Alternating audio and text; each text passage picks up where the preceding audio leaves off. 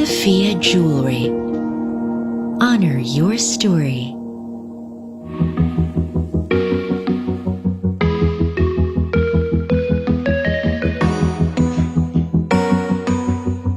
I'm Janice Joy Pascual, 31 years old from Angeles, Pampanga. I'm currently training po ako as financial consultant po sa East West Ageas. May isa po akong anak, 7 years old boy. Si mama naman po ngayon, ano na siya, hindi na rin po siya nag-work ngayon. Tinutulungan na lang po namin siya. Strong, loving, and caring. Mabait, magaling, matulungin. Time po na yun, gusto ko pong sumali para po kay mama, mapasaya. Saka gusto ko rin pong ibalik yung sacrifices, especially nung bata po kami. Lalo po nung nag-aaral po ako, yung kumbaga bumababa yung grades, a-apply, tapos hindi po makuha yung position na gusto kong applyan. Try lang po ako ng try, until po makuha ko po yung para sa akin talaga. Basta I try my best.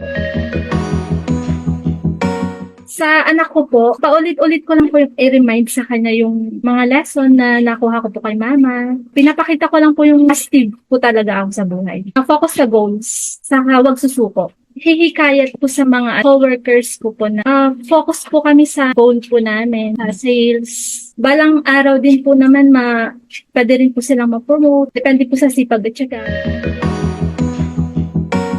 Siya nga po, malayo po siya sa amin. Pero tinutulungan ko po si mother financially.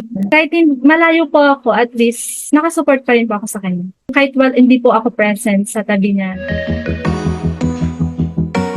Thank you so much po sa lahat ng sacrifices po ninyo. Wala po kong katumbas yung mga sakripisyo niyo. Andito lang po ako para sa inyo lahat. Masasabi ko po, mahal na mahal ko din po siya. Surprise nga po si mama kasi pagdating niya, sabi ko, ma, may pang-treat na ako sa'yo, pang-pamper-treat ka na. Galing po kila auntie ko, galing po Saudi. May binigay po na gift dati. Nagregalo siya sa akin Yung bakasyon niya. noong maliit pa sila Joy. Nagamit ko po yun nung nag-work ako. Kasi original, saka maganda po talaga investment. Talaga makikita mo yung quality niya.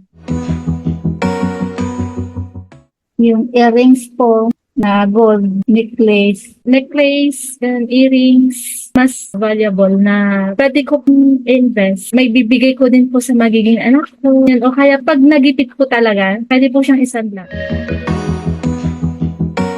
Walking, saka cooking po together pag nandun ba ako sa bahay.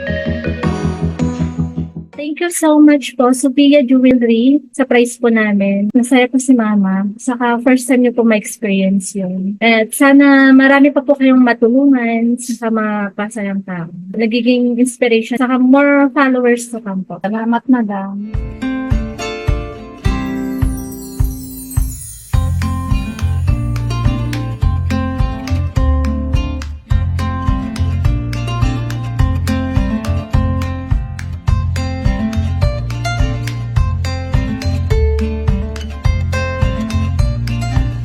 Sophia Jewelry.